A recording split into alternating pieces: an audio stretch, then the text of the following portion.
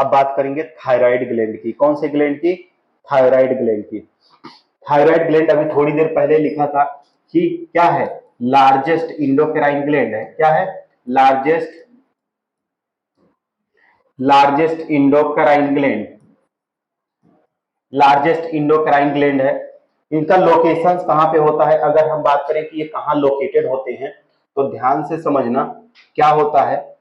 ये मान लो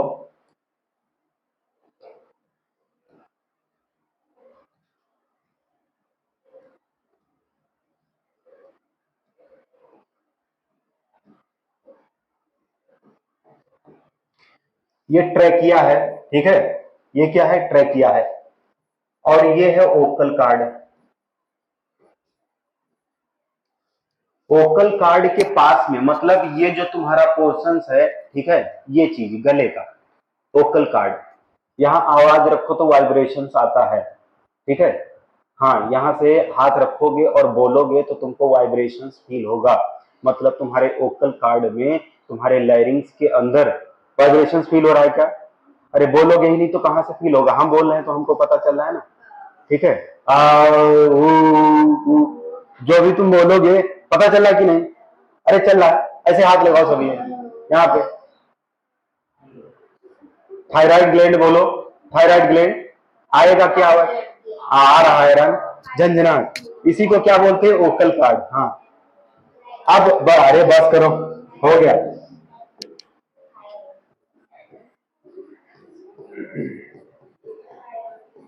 अरे बस,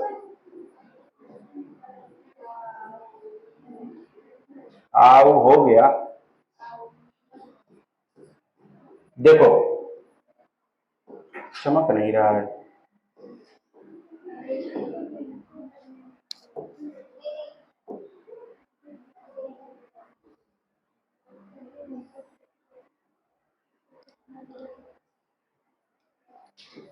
हाँ,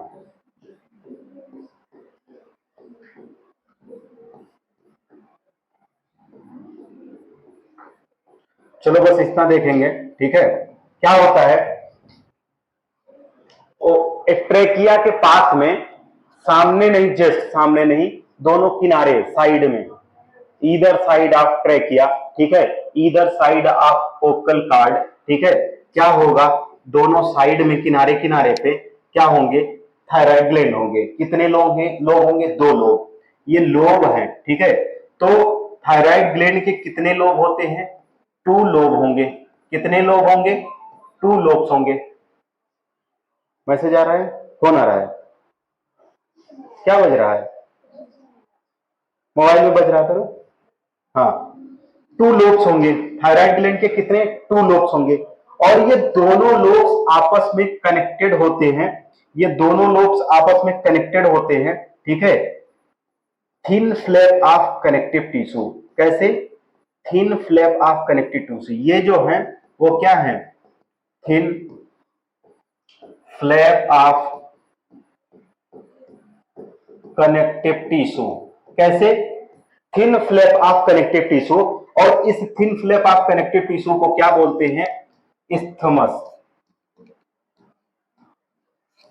इस इस्थमस के स्पेलिंग में और उस ओविडक्ट के इस्थमस के स्पेलिंग में कोई डिफरेंस नहीं है, ठीक है।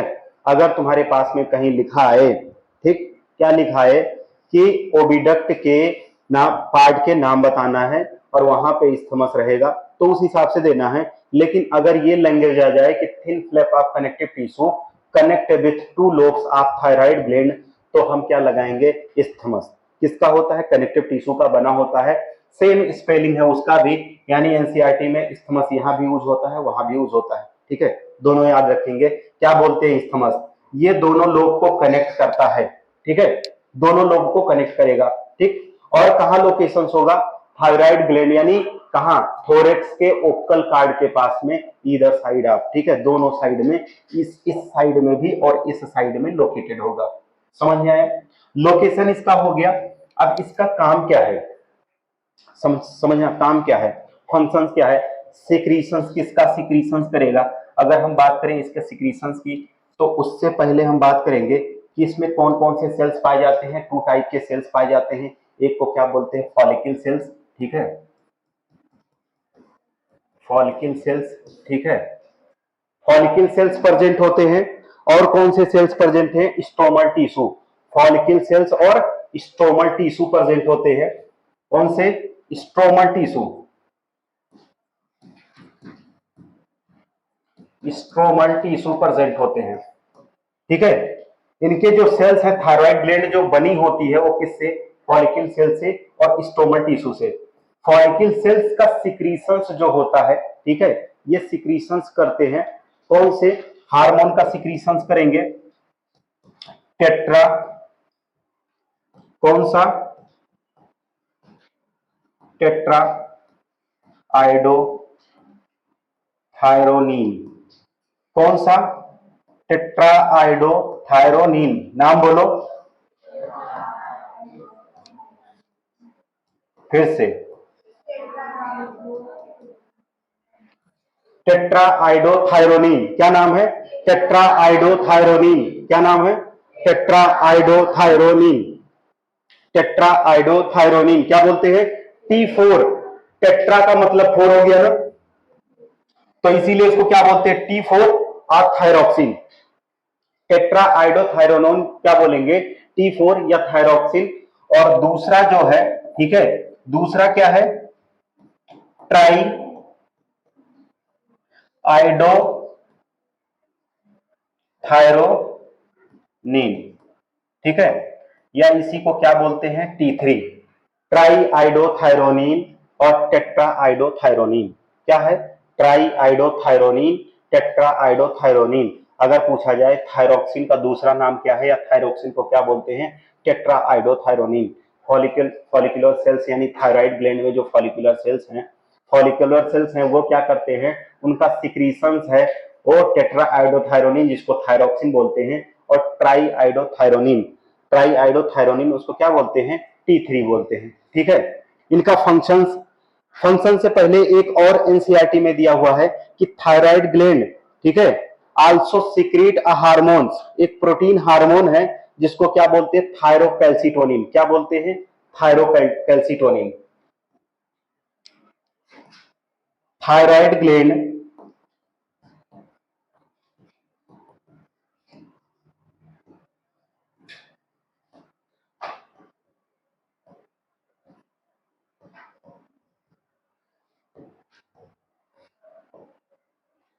also secrete a हार्मोन, कौन सा है? पेप्टाइड, ठीक है, क्या बोलते हैं? TCT, thyrocalcitonin. कौन सा हार्मोन है? Thyrocalcitonin. Thyroid gland also secrete uh, ठीक है, क्या? थायरोकैल्सिटोनिन, ठीक है। कौन सा हार्मोन? थायरोकैल्सिटोनिन। थायरोकैल्सिटोनिन का फंक्शंस क्या होता है? थायरोकैल्सिटोनिन का फंक्शंस क्या होगा? ये थायरोकैल्सिटोनिन क्या काम करता है? ये थायरोकैल्सिटोनिन का फंक्शंस क्या होगा? ये ब्लड में कैल्शियम लेवल को क्या करता है? लो करता है, ठीक है, ब्लड में कैल्शियम लेवल को क्या करेगा? घटाएगा। थायरोकैल्सिटोनिन TCT, इसका काम क्या होता है? एक प्रकार का ये हाइपोथायरॉयडिज्म हार्मोन है। कैसा है? हाइपोकैल्सेमिक हार्मोन है, सॉरी, हाइपोकैल्सेमिक हार्मोन है। इसको क्या बोलते हैं? हाइपोकैल्सीमिक हार्मोन, हाइपोकैल्सीमिक हार्मोन है कौन? थायरोकैल्सिटोनिन। और ये ब्लड में क्या करेगा? कैल्शियम लेवल को लो करेगा, low calcium level, low calcium level in blood, ठीक है, इसीलिए इसको क्या बोलते हैं? हाइपोकैल्सेमिक हार्मोन। एनसीईआरटी में अगर सबसे नीचे लिखा हुआ regulate the calcium level, regulate करने का मतलब है ज्यादा होना तो उसे कम करे, या कम हो तो ज्यादा करे, उसको क्या बोलते हैं? रेगुलेट करना। ये क्या करता है? जो थायरोकैल्सिटोनिन है, थायरोकैल्सिटोनिन का काम क्या होता है कि मान लो अगर इन द केस किसी भी रीजन की वजह से हमारे शरीर में, हमारे ब्लड में कैल्शियम का लेवल अगर हाई हो गया है तो उसको क्या करेगा? कम करेगा, ठीक है। हाई कैसे हो गया है? मान लो तुमने बहुत सारा कैल्शियम खा लिया, ठीक है, कैल्शियम के टेबलेट खा रहे हो, दूध भी पी रहे हो, मतलब कैल्शियम से रिलेटेड चीजें ज्यादा खा रहे हो, तो कहाँ जाएगा? तुम्हारे स्टमक में जाएगा, तुम्हारे इंटेस्टाइन में जाएगा, वहां से उसका क्या होगा? एब्जॉर्प्शन होगा, एब्जॉर्प्शन होके कहाँ जाएगा? ब्लड स्ट्रीम में। ब्लड स्ट्रीम में अगर पता चला कि जरूरत से ज्यादा कैल्शियम है या ज्यादा कैल्शियम है, तो वहां पे ये हार्मोन क्या होगा? एक्टिव हो जाएगा और क्या करेगा? ब्लड लेवल यानी ब्लड में कैल्शियम लेवल को लोअर यानी कम करेगा, लो लेवल करेगा, low calcium level in blood. इसीलिए इसको क्या बोलते हैं? हाइपोकैल्सेमिक हार्मोन। क्या बोलते हैं? हाइपोकैल्सेमिक हार्मोन बोलते हैं। इसीलिए इसको क्या बोलेंगे? हाइपोकैल्सेमिक हार्मोन। समझ में आया क्या? अब इसके बाद में जो थायरॉक्सिन, ये तो यहां पे तुम इसको पढ़ रहे हो, ठीक है, थायरोकैल्सिटोनिन। ऐसी जगह आगे एक है पैराथायराइड। क्या? पैराथायराइड, ठीक है। पैराथायराइड में क्या करता है? पैराथायराइड हार्मोन सेम सेम यहीं देख लो। पैराथायराइड हार्मोन क्या करेगा? पैराथायराइड हार्मोन ब्लड में कैल्शियम लेवल को क्या करता है? रेगुलेट ये भी करता है, यानी कैल्शियम लेवल को क्या करता है? बढ़ाता है। तो पैराथायराइड हार्मोन कैसा हो जाता है? Hyper calcaemic hormone. कैसा हो जाएगा? Hyper calcaemic hormone. कैसा? Hyper calcaemic hormone. इसका मतलब है ये दोनों मिलके कौन? थायरोकैल्सिटोनिन और कौन सा? थायराइड हार्मोन, पैराथायराइड हार्मोन दोनों मिलके क्या करते हैं? कैल्शियम को ऊपर जा रहा है तो एक खींच के नीचे लाएगा, और एक अगर नीचे है तो खींच के ऊपर लेके आएगा। मान लो कि अगर थायरोकैल्सिटोनिन हार्मोन काम किया और तुम्हारे ब्लड में कैल्शियम लेवल को कम कर दिया, ठीक है, ब्लड में कैल्शियम लेवल को कम कर दिया, तो अच्छा कम कैसे करता है? कम करेगा तो क्या करेगा? खा लेगा क्या खुद? कैल्शियम को खुद खा लेगा? नहीं, क्या करता होगा?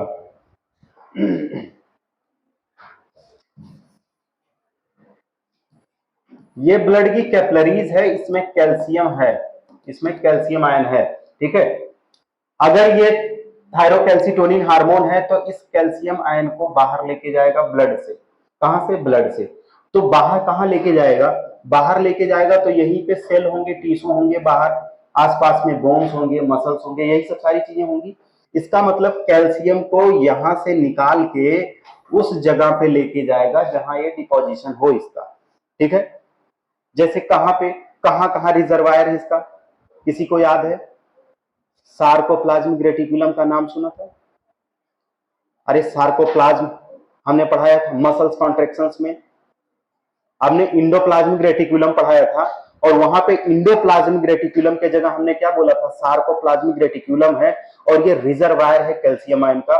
मतलब कैल्शियम आयन यहाँ आके रिस्टोर रहते हैं, ठीक है। जब तुम ऐसे मसल्स कॉन्ट्रैक्शंस करते हो, सार्कोप्लाज्मिक रेटिकुलम कहाँ होगा? अरे सेल के अंदर होगा ना, हर सेल के अंदर होगा। इसका मतलब है कि ब्लड से निकाल के वो तुम्हारे सेल के साइटोप्लाज्म में भेजेगा, और सेल के साइटोप्लाज्म से कहां जा रहा है? सेल के साइटोप्लाज्म से किसमें? सार्कोप्लाज्मिक रेटिकुलम के अंदर स्टोर होगा। तो तुम्हारा जो भी कैल्शियम ज्यादा होगा वो कहां जा रहा है? सेल के अंदर। और दूसरी चीजें, हमारे बोन्स के अंदर क्या है? कैल्शियम, कैल्शियम और फास्फोरस है, ठीक है। व्हाइट फास्फोरस, रेड फास्फोरस, जो फास्फोरस मटेरियल है, कैल्शियम और फास्फोरस, जिसकी वजह से हमारे बोन में मजबूती आती है। हमारे बोन में क्या करेगा? कैल्शियम को भर भर के उसको बढ़ाएगा, कि इमरजेंसी के सिचुएशंस में अगर तुमने 6 महीने कैल्शियम का कंजप्शन बंद कर दिया है तो उस कैल्शियम का कंजप्शन पूरा हो सके। अब देखो, अगर ये थायरोकैल्सिटोनिन हार्मोन है और ये ब्लड से निकाल के हमारे सेल में और हमारे बोन्स में भेज रहा है, इसका मतलब है कि अगर बाई चांस तुमने कैल्शियम का डाइट लेना बंद कर दिया या कैल्शियम नहीं खा रहे हो, अब ब्लड स्ट्रीम में तुम्हारे कैल्शियम नहीं जा रहा है, उस केस में क्या करता है? पैराथायराइड हार्मोन काम करता है। और पैराथायराइड हार्मोन क्या करेगा? उस कैल्शियम आयन को, यानी अगर तुम्हारे डाइजेस्टिव सिस्टम में मिल रहा है वहां से एब्जॉर्ब करवाएगा, तुम्हारे सेल से लेगा, और उसके बाद में अगर वो रिक्वायरमेंट पूरा नहीं हो रहा है तो बोन के अंदर जो कैल्शियम है ना, उस बोन से कैल्शियम निकालेगा। तो कहते हैं ना कि दूध पीने से हड्डियां मजबूत होती हैं। अगर सोचो कि अगर बोन्स में तुम्हारे कैल्शियम से मिलके बोन्स बना है और वहां से हम लगातार कैल्शियम को निकाल रहे हैं, एक्सट्रैक्ट कर रहे हैं, तो कैल्शियम आयन कम हो जाएगा क्या? धीरे धीरे करके क्या होगा?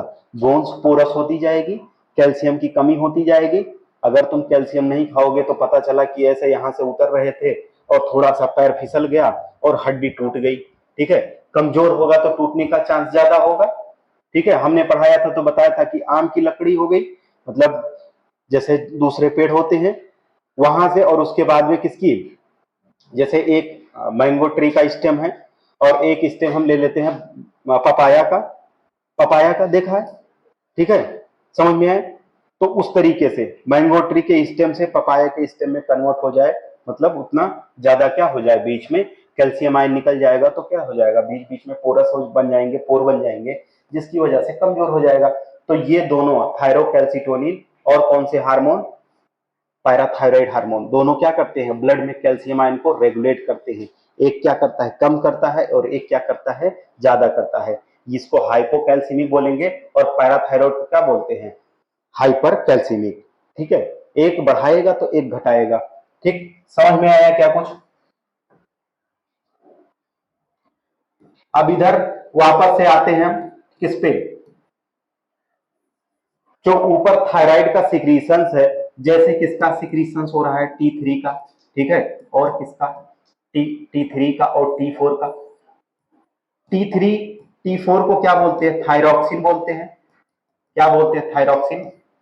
अब इसमें मतलब थायराइड हार्मोन्स, थायराइड ग्लैंड अगर प्रॉपर तरीके से काम करे तो उसके लिए आयोडीन बहुत ज्यादा रिस्पॉन्सिबल है। यानी नॉर्मल ग्रोथ के लिए या नॉर्मल हार्मोन फॉर्मेशंस के लिए क्या रिक्वायरमेंट है, आयोडीन, क्या, आयोडीन, ठीक है। आयोडीन के लिए मतलब आयोडीन कंपलसरी है। अगर आयोडीन रहेगा तो क्या होगा, नॉर्मल हार्मोन फॉर्मेशन होगा, ठीक है। आयोडीन अगर रहेगा तो क्या होगा, नॉर्मल हार्मोन फॉर्मेशन होगा, ठीक है। अगर नॉर्मल हार्मोन फॉर्मेशन होगा यानी कहने का मतलब है कि थायराइड ग्लैंड अगर नॉर्मल तरीके से काम करेगा तो थायरॉक्सिन का सिक्रीशन, टेट्रा आइडोथायरोनिन और ट्राई आइडोथायरोनिन का फॉर्मेशन बढ़िया से होगा। अगर आयोडीन की कमी हो या ज्यादा हो जाए, ठीक है, मतलब आयोडीन की अगर कमी होती है तो क्या होगा, हाइपोथायरॉयडिज्म हो जाएगा, ठीक है। समझ में आए। तो अगर मान लो कि दो केसेस पढ़ने को मिलते हैं हमको, ठीक है, एक केसेस हमको पढ़ने को मिलते हैं हाइपोथायरॉयडिज्म, ठीक है, और एक केस होता है हाइपरथायरॉयडिज्म।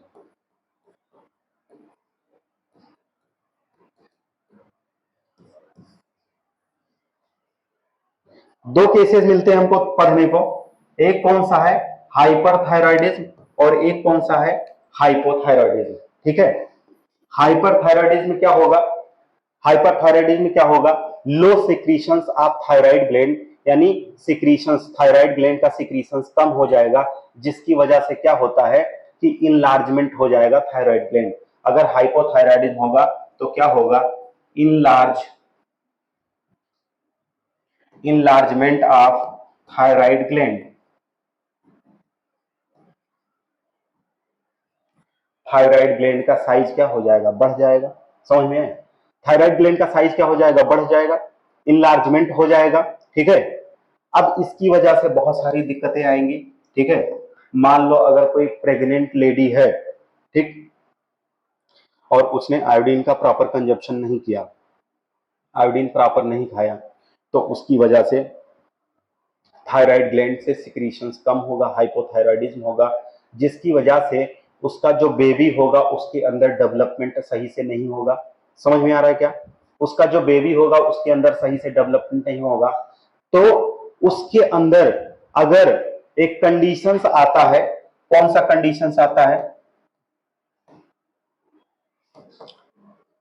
स्टूडेंटेड ग्रोथ,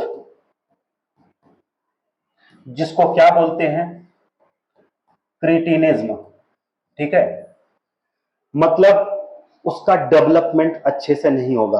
अगर थायराइड ग्लैंड का सिक्रीशंस अच्छे से नहीं हुआ तो जो बेबी बन रहा होगा उसके अंदर सिक्रीशंस अच्छे से नहीं होगा, उसको बोलते हैं क्रिटिनिज्म। याद रखना है क्या नाम है, क्रिटिनिज्म, क्या याद नाम रखना है, याद, ठीक है, क्रिटिनिज्म जिसमें क्या होता है, स्टंटेड ग्रोथ होगा, जिसकी वजह से क्या होता है, हो सकता है कि उसके शरीर का कोई पार्ट छोटा रह जाए, नहीं अच्छे से बने, हाथ पैर हाइट उसकी छोटी रह जाए, मतलब डिफॉर्मेशन हो जाए शरीर में उसके छोटे से स्ट्रक्चर, मतलब वो बच्चा पैदा हो बढ़े ना, ज्यादा बड़ा ना हो, अजीब सा देखने में लगे, मतलब डिफॉर्मेशन हो सकता है, उसका चेहरे का बनावट अलग हो सकता है, बहुत सारी दिक्कतें हो सकती हैं।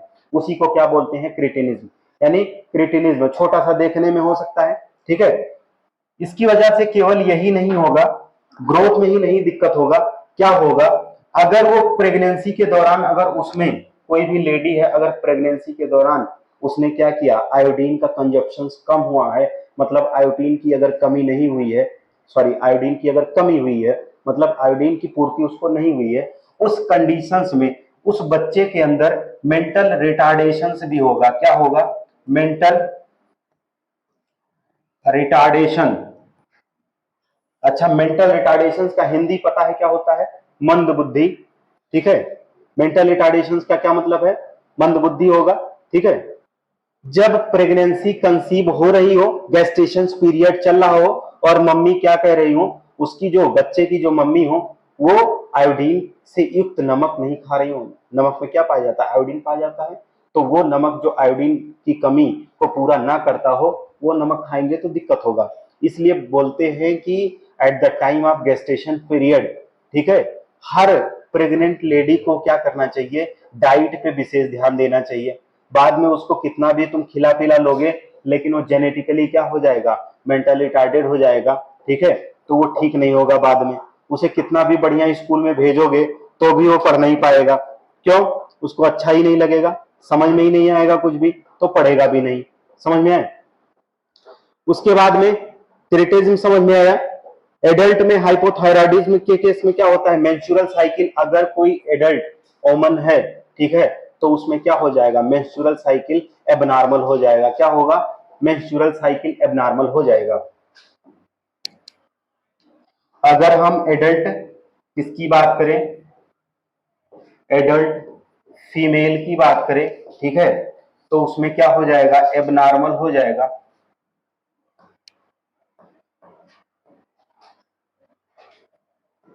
एबनॉर्मल होगा मेंस्ट्रुअल साइकिल।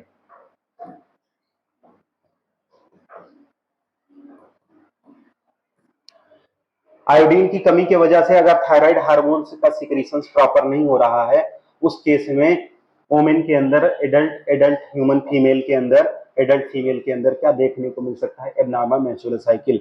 ठीक है, अगर थायराइड हार्मोन का प्रॉपर सिक्रीशन नहीं हो रहा है। ठीक है, अच्छा, ये रेगुलेट किस किस चीजों को रेगुलेट करता है, अगर इसके रेगुलेट करने की बात आए, ठीक है, तो क्या करता है, हमारे बीएमआर को, बेसल मेटाबॉलिक रेट को क्या करता है, रेगुलेट करता है, बेसल मेटाबॉलिक रेट को। ठीक है, अगर थायराइड हार्मोन की बात करें तो थायराइड हार्मोन क्या करता है, basal metabolic rate, basal metabolic rate को क्या करता है, रेगुलेट करता है।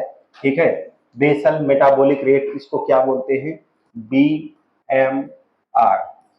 ठीक, बेसल मेटाबॉलिक रेट का क्या मतलब होता है,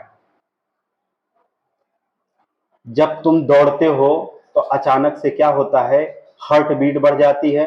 ठीक है, हर चीज में, यानी माइटोकॉन्ड्रिया तेजी से क्या करेगा, फॉर्मेशन करने लगेगा, एरोबिक रिएक्शंस होगा, एटीपी का फॉर्मेशन होगा, ब्लड सर्कुलेशन बढ़ जाएगा, हर जगह ऑक्सीजन पहुंचाना है। यही चीज क्या है, बेसल मेटाबॉलिक रेट, मतलब हमारा जो मेटाबॉलिक रेट है, वो मेटाबॉलिक रेट क्या होता है, बढ़ता है घटता है, तो बेसल मेटाबॉलिक रेट को कौन रेगुलेट करता है, थायराइड ग्लैंड। ठीक है, थायराइड ग्लैंड क्या करता है, बेसल मेटाबॉलिक को रेगुलेट करेगा।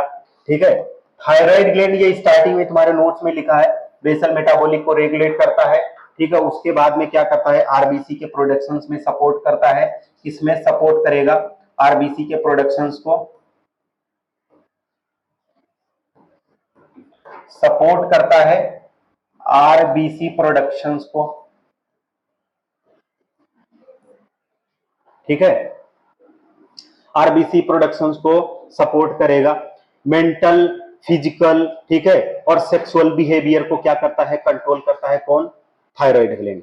मतलब एक एक आयोडीन को तुमको प्रॉपर मात्रा में लेना ही लेना है अगर ये चाहते हो तुम कि हम अच्छे से काम करें, ठीक है, हमारा बेसल मेटाबॉलिक रेट कंट्रोल रहे, फिजिकली मेंटली और सेक्सुअली क्या हो, हम बिहेवियरली फिट रहें, ये सब सारी चीजें हों, ठीक है, ये सब सारी चीजें, और आरबीसी का प्रोडक्शन में भी क्या करते हैं, सपोर्ट करते हैं।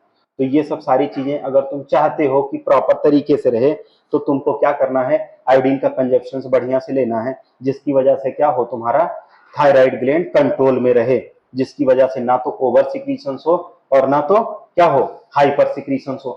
हाइपर सिक्रीशंस ओवर सिक्रीशंस एक ही है, ठीक है, हाइपो सिक्रीशंस ना हो, ठीक। हाइपो सिक्रीशंस में क्या होता है, एक कंडीशन है ग्वाइटर, ठीक है, नॉर्मल ग्वाइटर बोलते हैं। डिजीज की अगर हम बात करें, डिजीज में क्या आता है, सिंपल ग्वाइटर है। अच्छा, ग्वाइटर उसी को कहते हैं जिस केस में क्या होता है, हाइपोथायराइडिज्म। क्या होता है, हाइपोथायराइडिज्म।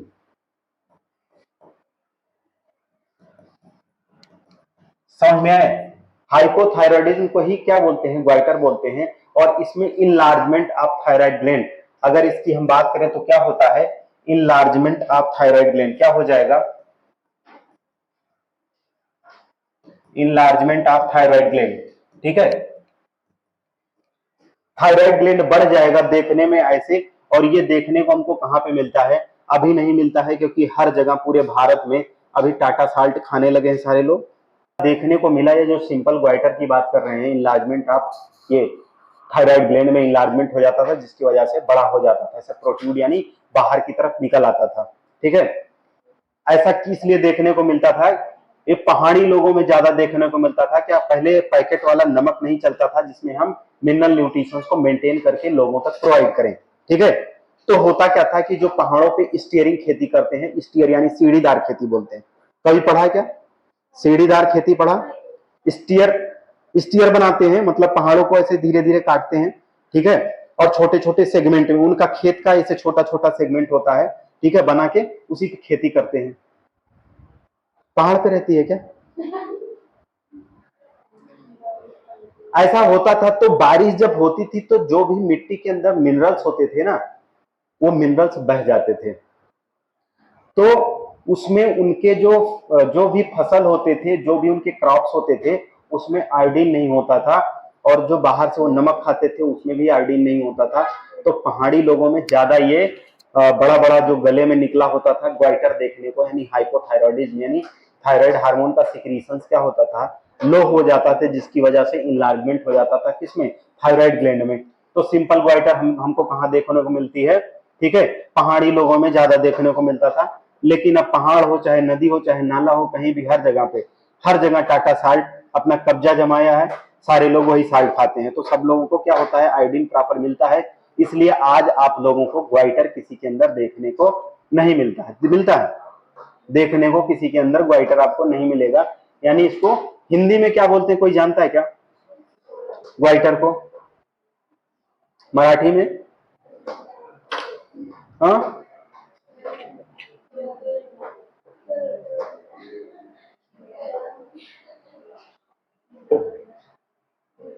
क्या बोलते,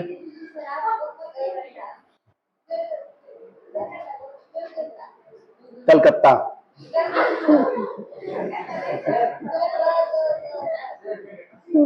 क्या, गल गट्टा, गलगट्टा,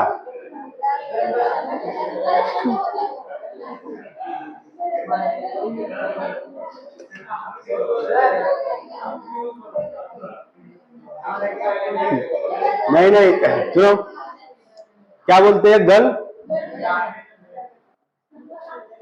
गलगट्टा।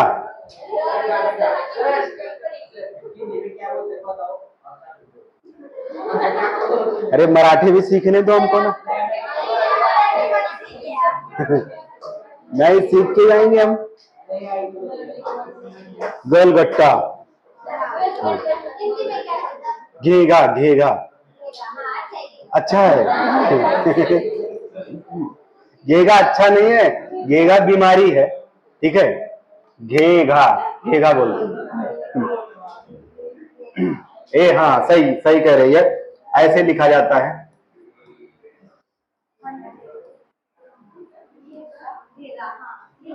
घेंगा, हाँ, घेंगा बोलते हैं, ठीक है, जिसको क्या बोलते हैं, ग्वाइटर।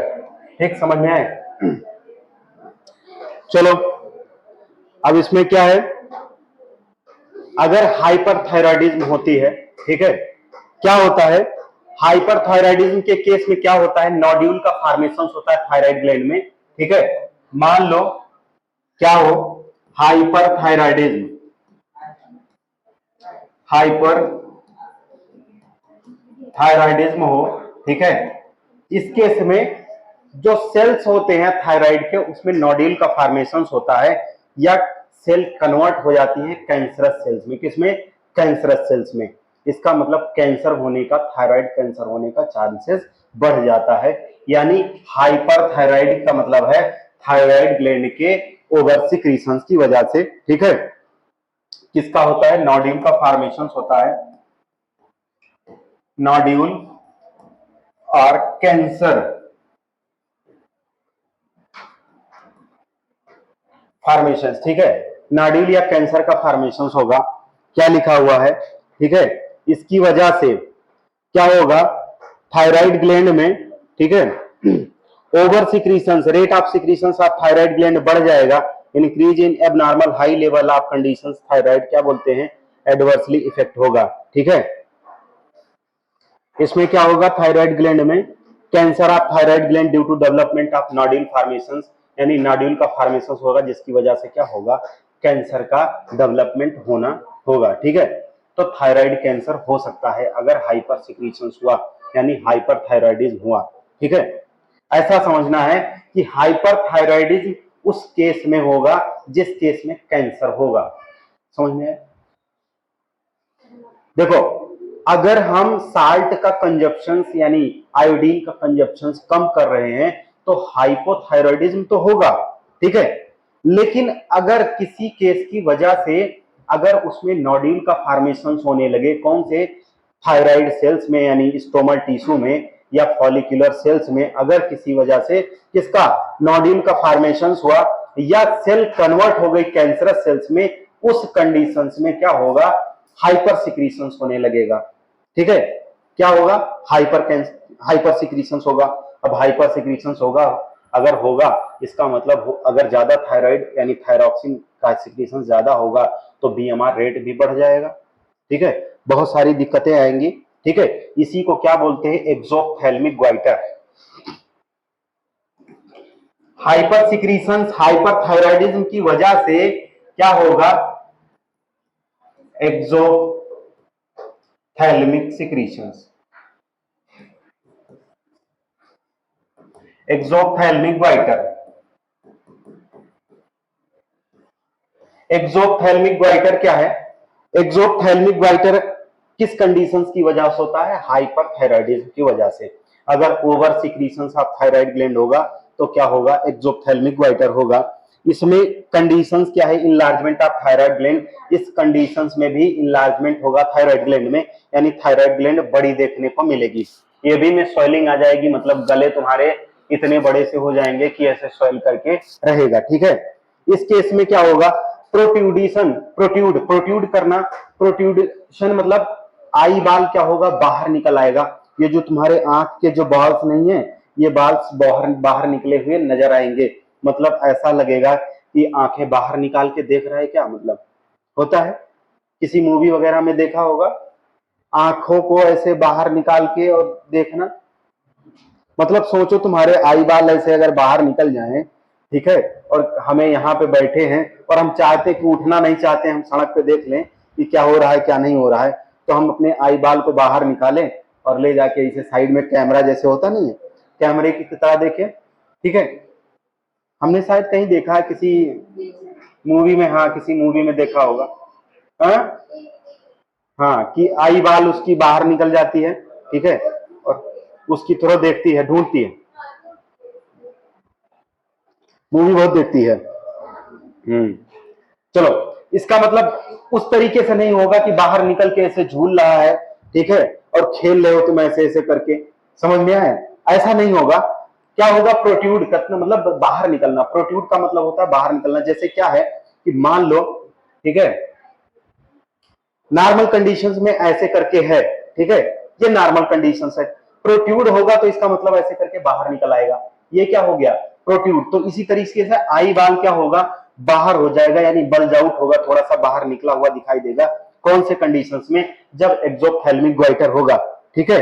और उसके बाद में इंक्रीज बेसल मेटाबॉलिक रेट, जाहिर सी बात है, अगर बेसल मेटाबॉलिक रेट के लिए रिस्पॉन्सिबल है कौन सा, थायरॉक्सिन हार्मोन, ठीक है, थायराइड ग्लैंड, तो अगर उसका ओवर सिक्रीशन हो जाएगा, इसका मतलब बेसल मेटाबॉलिक रेट बढ़ जाएगा। अगर बेसल मेटाबॉलिक रेट बढ़ जाए तो जाहिर सी बात है कि वेट लॉस होगा। कैसे वेट लॉस होगा, ऐसे ध्यान से समझो, बैठे हैं हम, ठीक है, अगर हम दौड़ रहे हैं या कोई फिजिकल एक्सरसाइज कर रहे हैं, ठीक है, तो हमारे शरीर से एनर्जी लॉस होगा, समझ में आए। लेकिन हम बैठे हैं, कुछ नहीं कर रहे हैं, फिर भी हमारे अंदर मेटाबॉलिक रेट उस हिसाब से चल रहा है, ठीक है, हमारे अंदर एनर्जी का फॉर्मेशन उस हिसाब से चल रहा है कि ऐसा लग रहा है कि बहुत ज्यादा एनर्जी की जरूरत है। किसकी वजह से, बेसल मेटाबॉलिक रेट की वजह से, समझ में आए। तो ये बताओ, अगर एनर्जी हमारे शरीर के अंदर ज्यादा अगर बर्न ना होगा तो हमारे अंदर क्या क्या लक्षण देखने को मिलेंगे, हमारे अंदर स्वेटिंग होगी क्या, शरीर का तापमान बढ़ा रहेगा क्या, यानी बिना वजह के, मतलब वजह तो है बेसल मेटाबॉलिक रेट बढ़ा है, शरीर का तापमान बढ़ा रहेगा और स्वेटिंग होती रहेगी लगातार। जैसे कि जब वो कंडीशन, जब तुम दौड़ते हो या कोई एक्सरसाइज, फिजिकल एक्सरसाइज करते हो, उस कंडीशंस में क्या होता है, स्वेटिंग होती है। तो सेम वही कंडीशंस तुम नॉर्मल कंडीशंस में एसी में बैठे हो तब भी हो सकता है।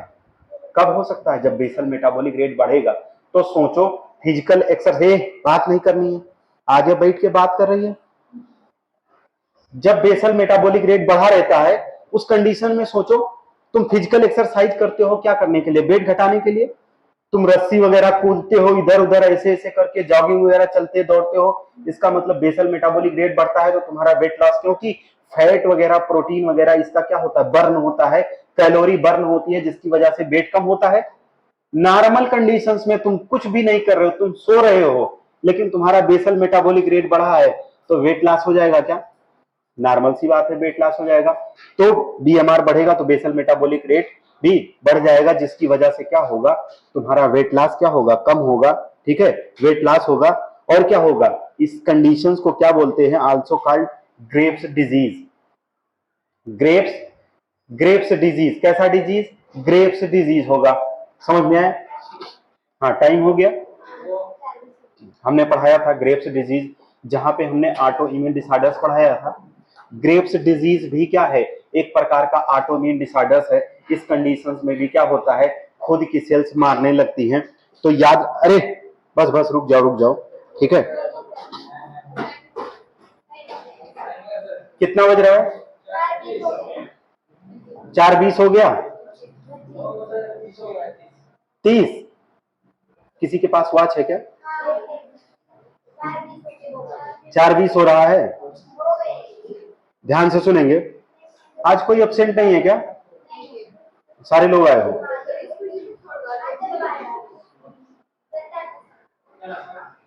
चला चला नहीं, 1 मिनट, अरे ए, इधर देखो,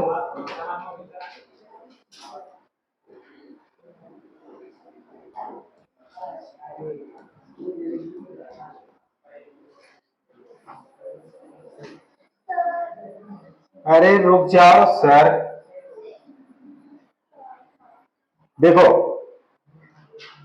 पैराथायराइड ग्लैंड है लेकिन बैक साइड में, आगे की तरफ नहीं, पीछे से। हम इसको कैसे देख रहे हैं, पीछे से देख रहे हैं, तो ये आगे ये ट्रेकिया नहीं दिखाई देंगे, ठीक है, ये यहाँ ट्रेकिया होते तो हैं, ठीक है, लेकिन यहाँ पीछे से ऐसे दिखाई देगा, ऐसे करके, ठीक, पीछे से। ये क्या हो सकता है, ट्रेकिया आगे की तरफ है तो ये इसोफेगस हो सकता है, ठीक है। तो यहां पे पीछे के साइड में थायराइड ग्लैंड के जस्ट ऊपर, थायराइड ग्लैंड के ही ऊपर, यहां पे एक लोब पे एक पेयर पैराथायराइड ग्लैंड प्रेजेंट होते हैं, बस। एक लोब पे एक पेयर, यानी टोटल कितने, 4 ग्लैंड होंगे पैराथायराइड के। समझ में? पीछे के तरफ से, मतलब आगे की तरफ से नहीं, यहां थायराइड ग्लैंड है और थायराइड ग्लैंड के जस्ट पीछे, ठीक है, पीछे के तरफ से 4 क्या होंगे, पैराथायराइड ग्लैंड होंगे। और सिंपली याद रखना है कि पैराथायराइड ग्लैंड का काम क्या होता है, हमने कैल्शियम को क्या करना, मेंटेन करना, यानी बैलेंस करना बताया था। ठीक है, कैसा हार्मोन्स है, पेप्टाइड हार्मोन्स है। कैसा हार्मोन्स है, पेप्टाइड हार्मोन्स है। ठीक है, और ये कैल्शियम लेवल को ही क्या करता है, मेन इसका एग्जांपल अगर कभी आएगा तो कैल्शियम लेवल को हमारे ब्लड में क्या करेगा, बढ़ाएगा। और कहां से बढ़ाएगा, हम ये पहले समझा चुके हैं। कहां से बढ़ाएगा, हमारे डाइजेस्टिव सिस्टम से निकाल के आएगा, हमारे टिश्यू से निकाल के लेके आएगा, और हमारे कहां से, हमारे बोन से निकाल के लेके आएगा। अगर इसको डाइजेस्टिव सिस्टम से नहीं मिलता है और कहीं से नहीं मिलता है तो ये क्या करेगा, फिर अल्टीमेटली बोन से निकालेगा, क्योंकि बोन में तो बहुत सारे कैल्शियम आयन भरे हुए हैं। बोन से निकालता रहेगा, निकालता रहेगा। एक समय आएगा जब तुमको ये निकालता रहेगा फिर भी कम नहीं होगा, लेकिन तुम फील करने लगोगे, तुम चलोगे तो तुम्हारी हड्डियां दर्द करने लगेंगी, तुम्हारे बोन्स में वीकनेस आ जाएगी। ठीक है, तो ये तुम फील करोगे, तो इस वजह से आपको पता चलेगा, तो डॉक्टर के पास जाएंगे तो आपको कैल्शियम की टेबलेट देगा। अरे कभी कभी पैरों में दर्द होता है, कहते हैं ऐसा दिक्कत होता है। ठीक है, होता है, किसको होता है, तुम्हें?